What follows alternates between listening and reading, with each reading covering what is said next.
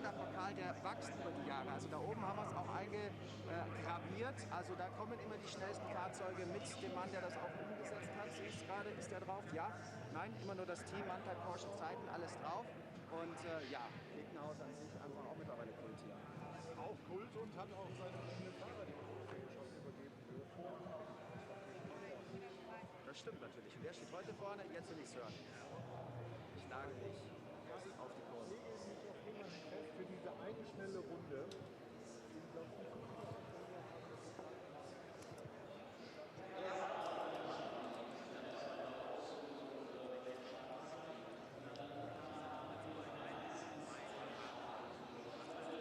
Hello everybody and welcome along to the top qualifying, as it's been called, single car shootout. You can call it what you want.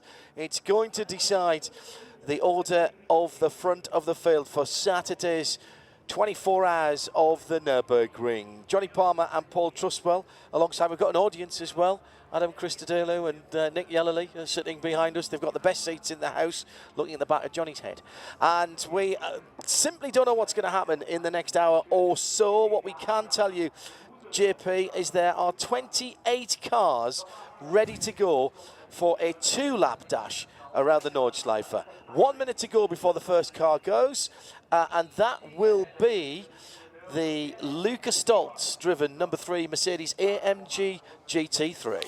Got to be said, perfect conditions for this very, very special qualifying session. 28 cars, as you say, and only now is the line becoming complete down the start-finish line, because remember, the cars aren't starting from the pit lane as such. They start on the main straight, and at the head of the order then, the black and red Mercedes from Team Falcon, and Lucas Stoltz, as you say, being put forward to be the driver that does the 2 times. Thomas Jaeger, Hubert Haupt and Maxi Buch complete the lineup for Mercedes number 3. This car was already into night qualifying. In fact, the first 2 cars to be released from the line are pre-qualifiers. The next 5, interestingly, and this is just as they've come out of the hat in a random fashion, the next 5 were late entrants, if you like, and the first of those will be the Wochenspiegel Team Monschau Ferrari. But the green flag waves now, and all of a sudden, Lucas Stoltz has the Nurburgring 24-hour track all to himself, and there is clear road in front.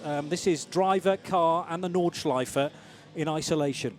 Going off second, Mathieu Jaminet for Porsche, and the Fricadelli 31 is on its way. Henrik Still for Ferrari, the 22 Wochenspiegel car. That's one of the 2018 Evo cars. It'll be Jelmer Berman for the number 6 Mercedes-Benz squad, who gets flagged off. Should be around about 10-second intervals that these guys go off. There's no mandatory, it's not mandatory to do the second lap, but you do have to go all around the Nürburgring Nordschleife to get back to the start line. And the idea is that by the time you get here, all of these cars that are sitting on the start-finish line have gone. If they haven't, we've got a bit of trouble. Well, that's just another hazard, isn't it, to add to many, frankly, on this perilous lap. But no, it's all been neatly timed. We've seen this top 30 shootout in the past. There are 2 fewer cars this year, so yeah, as long as nobody stalls on the main straight in front of a large crowd on the grandstand, all should be fine. Yad Seyfarth took out the number 16 Mercedes-Benz. Simon Trummer in the second of the Ferraris, the 488 and the number 55 car. Then it's the GTR Nismo. Is that the 39? Yes, it is. That's the Christian Menzel car, but that wasn't driven by Christian Menzel. That was Liberati behind the wheel. 911 Porsche. Lawrence Vantour got to be in with a chance here after his performance earlier on in this afternoon's final qualifying session, Johnny. And I refresh my memory from last year's qualifying. It was Vantour who put the pole position time in last year in the 911 Porsche.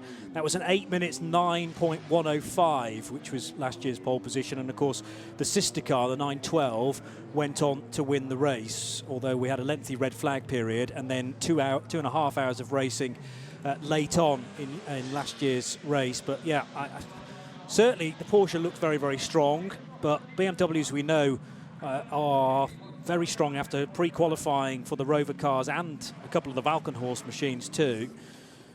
And the Mercedes is wanted to be challenged with as well, bearing in mind that's the car right at the front. And we've got 2 nose to tail, which is the number 6 Black Falcon entry and the Get Speed car, the number 16. Going on up the line, already gone, but we'll give you them. You've got plenty of time, so don't panic. Settle yourself down because you won't want to move when we get onto the laps that count. Christian Kronis is the driver of the 101 BMW. It'll be Jordan Tresson in the number 100 BMW. It's in the Glickenhaus. Now that's interesting. They put Felipe Fernandez Laser in that car. That's the 705. Lucas Luhr will do the qualifying in the number 8 Porsche. And then I think it was Daniel Kielwitz in the number 11 Ferrari. Who was up after that? Mercedes number 18. That will be Philip Ellis behind the wheel of that one. Yes, thank you. Philip Ellis, yeah. Yeah, thank you. Fabian Schiller about to go. Who's in your car, Adam? Did you see it? Maro Engel. Behind the wheel of the number 2 Mercedes-Benz. Augusto Farfus in the 42 BMW. Blake Molyneux Stippler in the Audi R8 number 5. Stippler, thank you. Juan Arnold Marciello. That's got to be Marciello, hasn't it? Gertz. Gertz, Maxi Gertz, yeah. Well, he was faster in qualifying earlier today than Marciello's time. Okay, that's the 48 car, already off and running. 99 BMW. Who have you got for that one, Paul? For Johnny? Jesse Krohn. Oh, okay. The Chris Meese car. I mean, who would you have here? Hang on, you've got Chris Haas, Chris Meese, you've got Rennie Ras, and which of the Van der Lindes is that one? Which car is it? Sorry, 99 is the next one up. Oh, is it? Have I missed one out? Okay. No, we've done Jesse Krohn in that one. Hang on. Yeah, Jesse Krohn in that one. Oh, okay, so we... I missed the Schaffner Schiller Hill car. That was that one. That's the one we missed, 17. Yeah, Paltala for that one, I would guess, the 17 car. No, it's Fabian Schiller. Oh, good, excellent. Then the Tom Coronel car, the Nismo GT3, that's the 45 car. Matsuda Tsujio 7 car, Lamborghini Huracan. is in the hands of Marco Mappelli. 12 Porsche. The 12 Porsche is Matteo Cairoli. Then the one that's the hardest choice of all, Mies Ras, Van der Linde and Haase. René Rast. Leeds, Makovici, Pile, Tandy. Tandy? Makovici. Philippe Eng, Conor de Filippi. Which one in that car? Tom Blomqvist. Excellent. Pierre Caffer, Frank Stippler, or Vervish of Anto. Fred Vervish. And starting at the back, just off en route with the Glickenhaus Trophy up for grabs, glinting in the evening sunshine, the 44. Bachler, Bergmeister, Raginger or Werner. Again, which one of those 40 in shoes? Klaus Bachler. Right, so we're off and running, and we were talking with the guys here before the cars went off the line about the tactics of this first lap, because effectively you've got the longest warm-up lap that you're ever going to have before qualifying, but presumably it's got to be done at a pace that gets enough energy into the tyres but doesn't completely pagger them before you get back down the start-finish line. And you made the point, Johnny, that coming down the dot, you go, all of that energy that you've got into them just drifts away because you're there for 35 seconds before you come to Tiergarten. Just going through fresh air, and at that moment you're not on the brakes, you're just hard on the accelerator, and all the heat you've built up in the brakes and the tyres, I would guess, is just dissipating very, very quickly. Thank goodness there's a reasonably hard stop at the end of the lap into Tiergarten and Hohenrhein. I'm checking the 28 that have made it into qualifying. Do you remember you saw the number 14 Audi on the end of a tow rope? Came back on a flatbed, actually, when Joe and I were on the balcony here at the Aston Martin Lounge. That car's not in. And I said at the start of the weekend, that's an incredibly strong lineup, because that's the car that also René Rast is down to drive, Christopher Haase, Marcus Winkelhock. But they're going to have to start the race from 29th or even further down than that. All right, let's have your calls. Those of you out there round the circuit listening in on RS1 or RS3, part of the Radio Show Limited Network on the player, or you might be further afield, round the world, listening there, or watching and listening in sound and vision, www.radio-show.co.uk. Use the hashtag N24RSL to @RSL_studio. N24RSL is your hashtag. Who's on pole here? Who do you reckon? And let's see who gets it first before any times are turned. Dappled conditions out on the far side of the circuit, where the trees, of course, are in full leaf at the moment. It's clearly been good round here with enough rain and sunshine to get all of the foliage nice and green and very thick indeed. So you're going to be going in and out of shadow and full sunshine. Always difficult to do. Sun not well, it's getting out in your eyes at one or two of the places, aren't you, as you're coming around. Here comes the AMG first out of the blocks. The AMG GT3 with Michelin tyres on for Lucas Stoltz. Now, has he got the Mitchies warmed up as he comes through that left-hand kink, flat out in sixth? How long does he hold sixth position? Grounding out as he comes through to the bottom of the hill. Now into the Tiergarten, down through the gearbox. Uses a little bit of the escape road on the left-hand side as he takes the curb through the middle part of Tiergarten with that block paving on top. Now comes to start the lap. Get your gear changes, absolutely right. You'll be listening as well as watching those blue lights on the dashboard. And now the first thing you've got to do is get your braking point for this tough downhill curving entry to turn one. You blow this and the whole lap's gone before you've even started. Exactly, so important not to overcook it. Oh, a little bit of opposite lock required there from Luca as well, but turns 1 and 2 at the Mercedes Arena, successfully done, and now just another 105 corners or more down towards the left and the right then, and this sequence of corners gets tighter and tighter. Oh, and he's sliding wide, and he's almost lost it. He has lost it. He has lost it. I was just about to say, you know, people ignore the Grand Prix circuit because we always talk about the Nordschleife. So many corners here. You go into a downhill entry, there's a slightly off-camber turn in, and Stoltz just pushing too hard there, loses the back of the Mercedes. That's just physics. You can't take that much speed into that corner. Don't think he was spinning up the rear wheels there. That was just the back end going loose as he turned in. Turn in, oversteer. For a moment, he looked like he had it saved, but then he's almost drove it into the wall. Much merriment from the guys down in Porsche.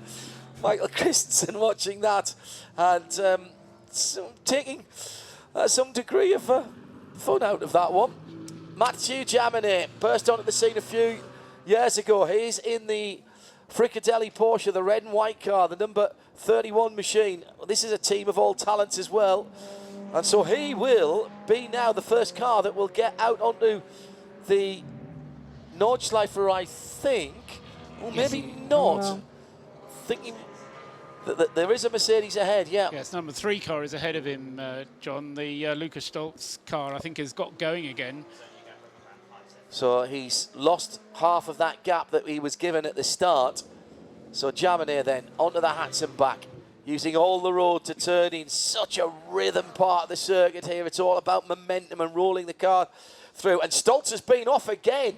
At least he's dropped one of the Michelins onto the very dusty edges of the circuit, and that's dicing as well. As does Jaminet. Rolls right across the block paving there as he heads to the end of the Hatson back now, and that tricky right-left before you drop downhill. And he's now got the Mercedes-Benz in sight. Now, is that a help or a hindrance? He's just got to drive his own lap here, Johnny.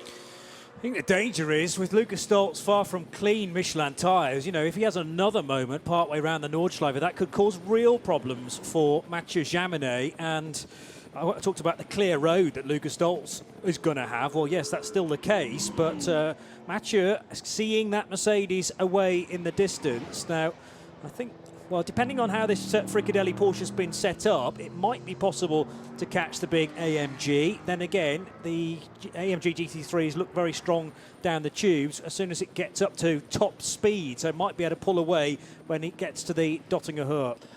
Vanter going very quick in the opening part of his lap in the 911 Porsche, back in, what, 6th or 7th car away. That's on the Grand Prix circuit yet.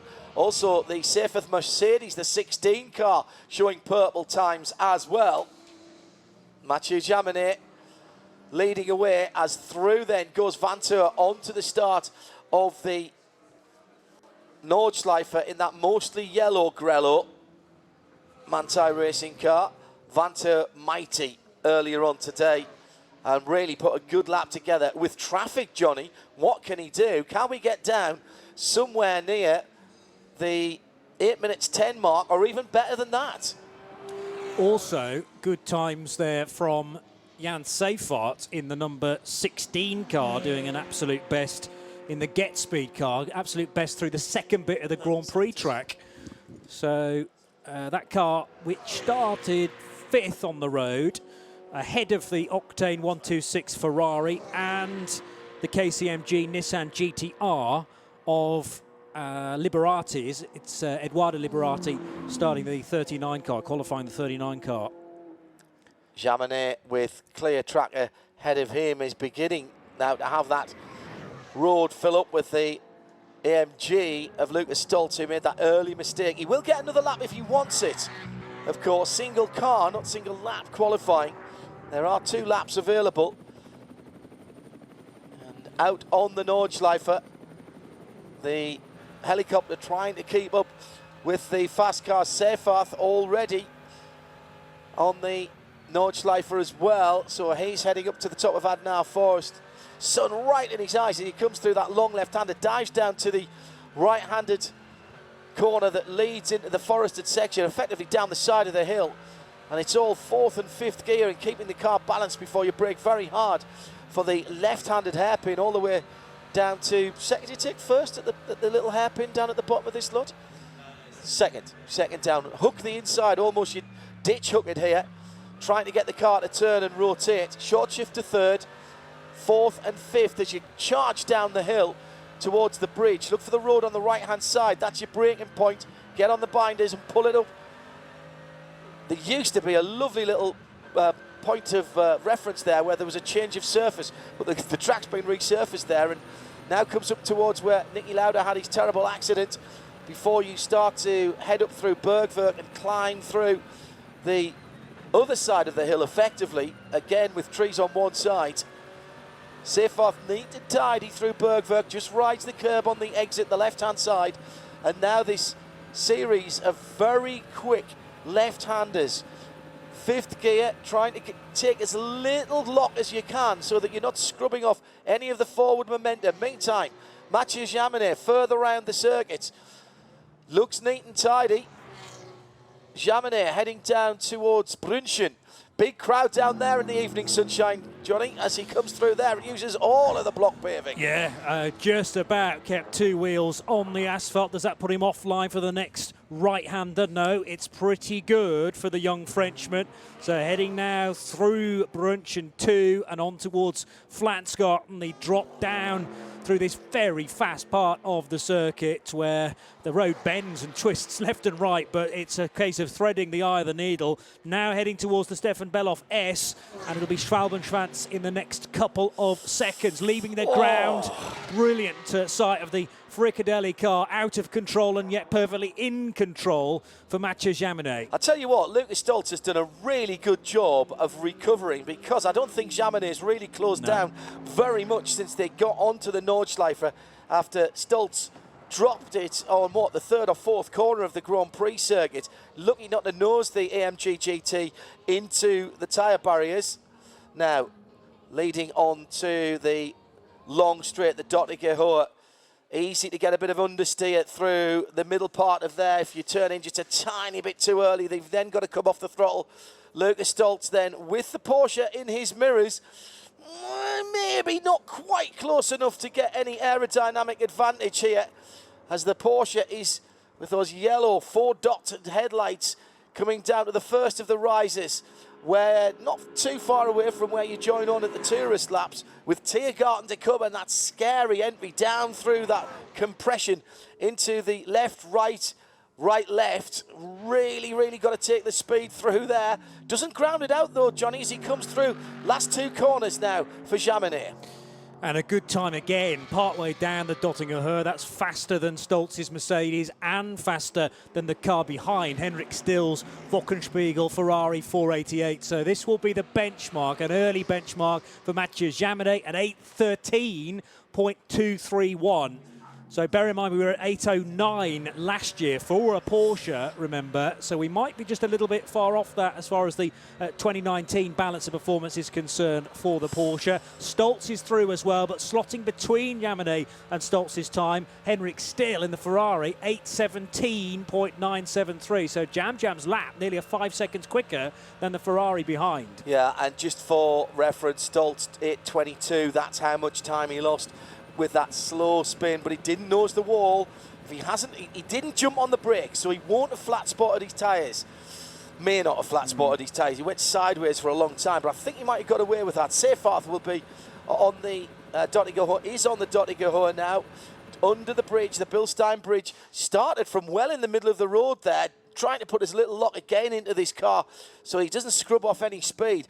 That AMG looks exceptionally well planted as he comes through Tiergarten. Just riding the right-hand tyres up onto the block paving there, getting right out towards the end of the Armcore, the two-layer Armcore on the right-hand side there, comes across the line and goes into second with a 14.6.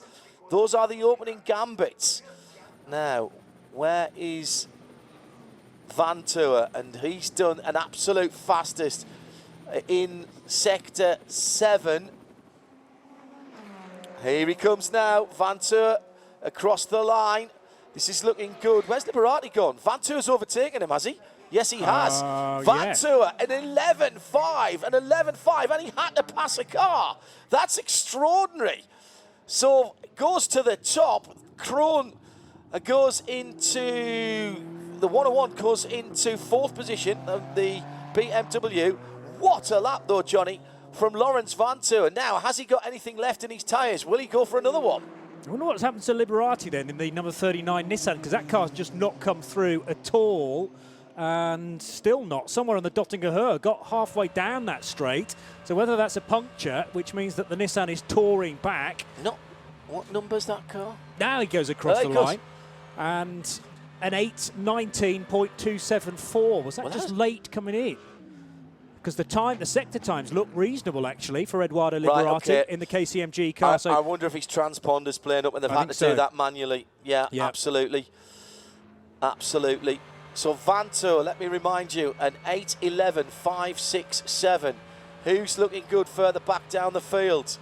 Maxi Götz in the Mercedes, number 48, looking very good indeed. Götz in the number 48 Mercedes. He's on the Dottinger Höhe now for Mercedes AMG Team Manfilter. Maxi knows his way around here. Fred Makowiecki's got to come through as well. He's a little bit further back around the Nordschleife. Single car qualifying effectively with the cars set off at 10-second intervals, live from the Nurburgring with the Radio Show Limited team in the Aston Martin Racing Lounge. Here comes Götz. By the way, Mara Engel's just gone across the line to go into second position, so potentially a front row start for the number 2 Black Falcon Mercedes, 8:12.203. But now into Hohenrhein comes the bright yellow AMG, the HTP car that is the Manfilter entry, and Maxi Götz will cross the line, go second. So that usurps the number 2 car from the front row. It's an 8:12.1. That's half a second slower than Laurent Vantour. Now onto his second lap. Very briefly, there was a Schwalbenschwan slow zone, but it cleared very quickly indeed. It was only out for about 20 seconds, and I don't think anybody has actually been disadvantaged by that. That's where Mako is right now, and he's not going quickly. So has he caught the slow zone? I wonder if he has. That's showing us clear now on the track, but there was double yellows out there, so Mako's had to slow. That is really going to hurt his time, and the reason is we've got a slow-moving AMG, Johnny, just coming onto the Dottinger Höhe. Yeah, I think that's the number 17 Get Speed performance car. So that is Fabian Schiller. Somewhere in the Dottinger Höhe. He started the straight, but he's only about a third of the way down there. So car 17, yes, very slow through sector 3 and hasn't yet gone through sector 7, hasn't yet gone through sector 8. So there were white flags covering that whole area. It's dependent now how much Fred Makowiecki eased off the throttle. Knowing Fred Makowiecki, oh, you think so? Yeah, I was about to say not at all. Coming through the left-hander before the Kleiner Carousel, he was really eased off. There were double yellows showing there, not sure why. Rotates the car nicely through the middle of the Tiergarten and gets very close to the barriers. It amazes me how close the guys get in that middle part of the Tiergarten section to the end of the Armco on the left-hand side.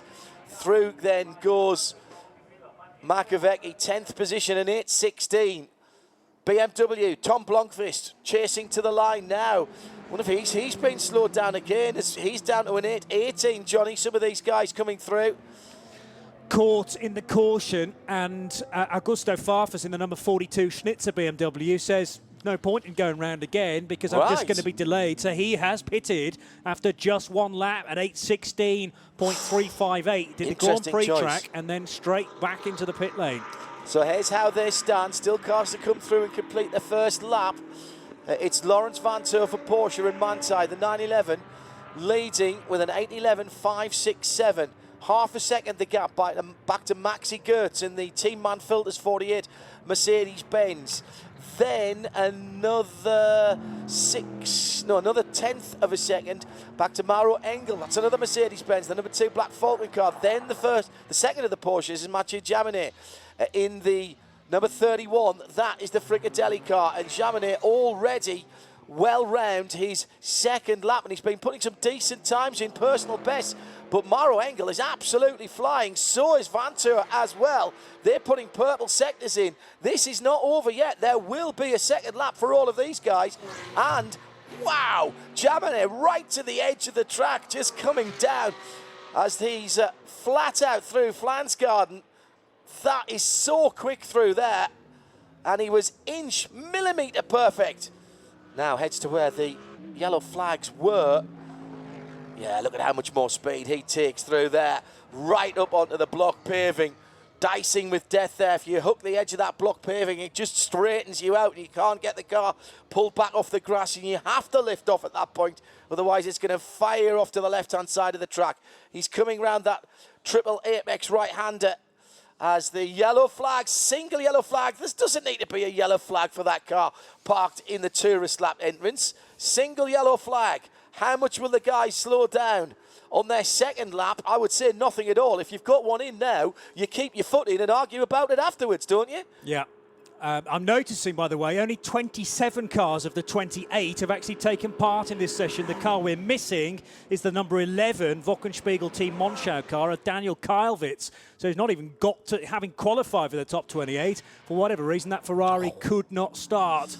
So into the final few corners comes the number 30 Fricadelli car, currently fourth. Mathieu Jaminet with one more opportunity. He has done an absolute best through the first sector, and I make it 5 personal bests. Will this be a jump to the sharp end to almost make it a Porsche front row? No, it's an 8.12.781, so he's 1.2 seconds adrift because potentially of that yellow flag.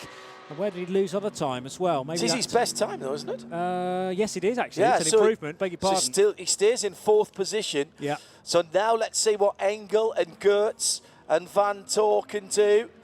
Who else is putting the fast sectors in? 55 Ferrari's got a fast middle sector, but it's a short one. Now coming to the line now, Simon Trummer in that 55 car. He's coming out onto the Dottinger. So Jaminet improved, but not his position. Jelmer Berman up to 5th at 8.12.996. The bright green and yellow, the Grello of Lawrence Vantour now on the Dottinger as well, with the 55 Ferrari ahead of him. Again, not quite getting the tour here as they crest the rise. I do love this single car qualifying. 2 laps, remember. This has been very impressive. Farfus pulled off after his first lap. Here comes the Ferrari into Tiergarten now. Potential bet. There is a 10 out there. There's a 10.8 out there from Vantour if he strings it all together. Oh, so close to the edge of the Armco at the entrance to the Tiergarten. And now comes out to finish his second lap. The bright yellow car with the bright yellow headlights crosses the line now and clocks at 8.11.561. Yes, an 8.11.561. So has moved the goalposts a little bit. No, sorry, an 8:12, 6:17. The 8:11 was his original time. My apologies. Still getting used to this timing screen. So half a second Maxi Goertz needs to find on this lap. And he hasn't set any absolute bests so far. But Engel has, though. Yes, you're right. In the number 2 car.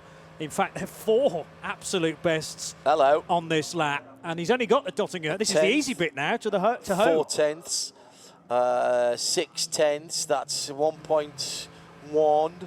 And then 2 seconds in Sector 7. He took out a Vantour. So he's going to be there or thereabouts. He's going to be very close indeed here. That's an extraordinary run for Maro Engel then in the number 2 Black Falcon Mercedes AMG GT3. Now, can he get the run to the line? This is the bright orange and grey car. He's going to be somewhere around. He might get a 10 here. There might be a 10. A high 10, but there might be a 10. There is a 10, an 8, 10, 9. A high 10 indeed, but good enough for provisional pole position for AMG Mercedes and for Black Falcon.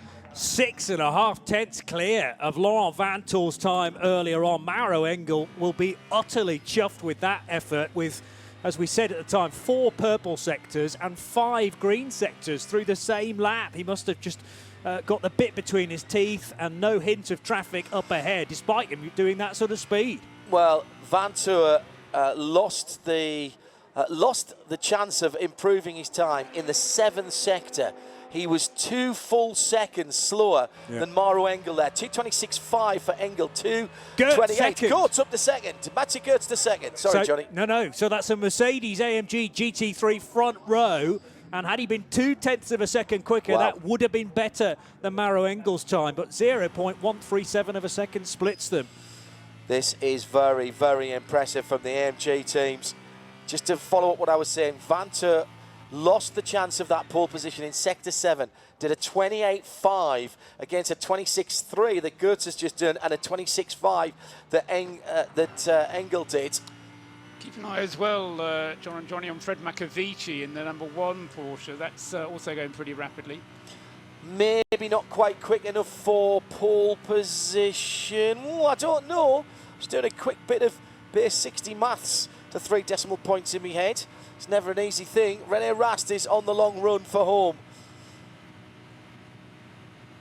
Get a book out, read a chapter. Coming back towards us. René Rast then in the 29 Audi. Monteplast by Land's car. And René will improve his position. He's sitting in 23rd at the moment. He's best at an 8:19.6. There's at least 2 or 3 seconds to come from that, but I don't think it's going to put him in the front 2 rows. I'll stand to be corrected as he makes the drag race for the line.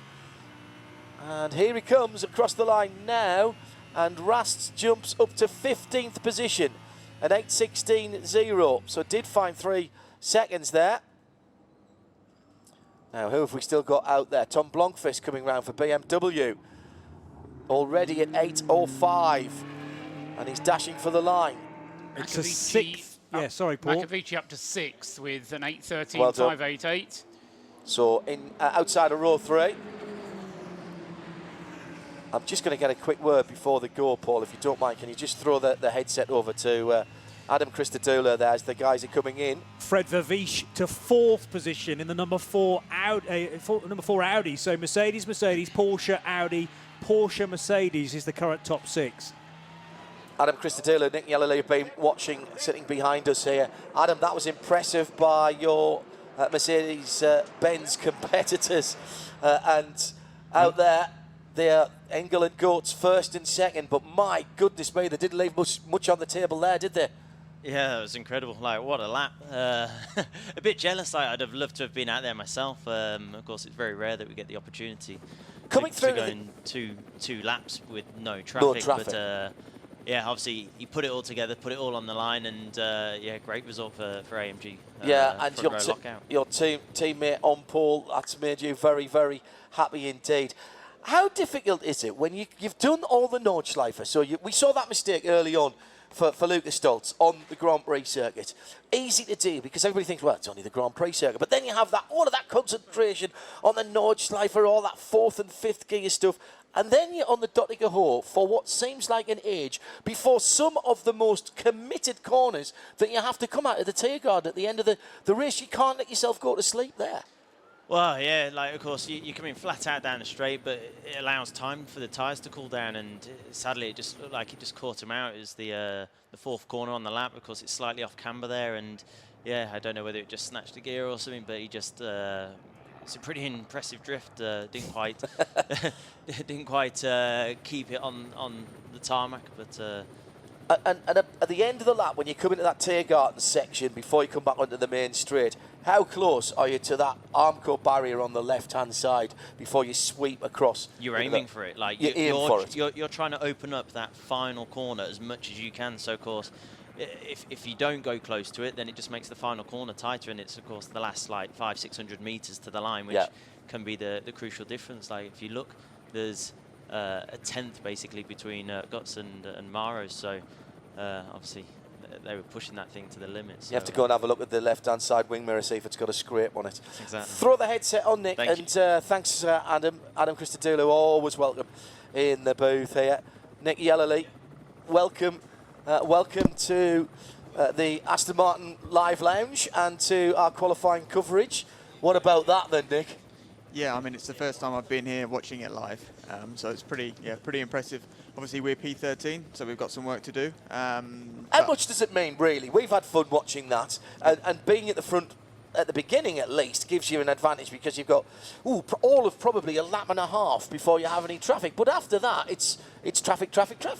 Yeah, exactly. I mean, it does mean a lot to be on pole, I'm sure, for the first couple of hours. But from the 6-hour experience, we didn't qualify too well at the 6 hour.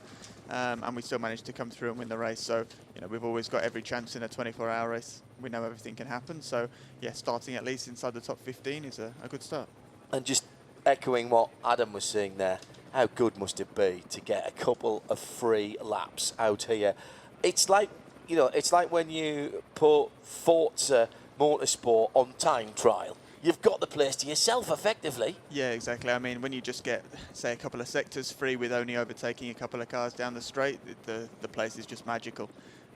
So, yeah, it'll be a dream to get to do this, shootout. Maybe next year will be my turn, and, I just can't think of any better feeling than flying around here in a car. I wish we could show you the look on Nick Yellowly's face. He's already getting himself excited. Adam Christodoulou's made his way out of the Aston Martin Lounge to congratulate his teammate.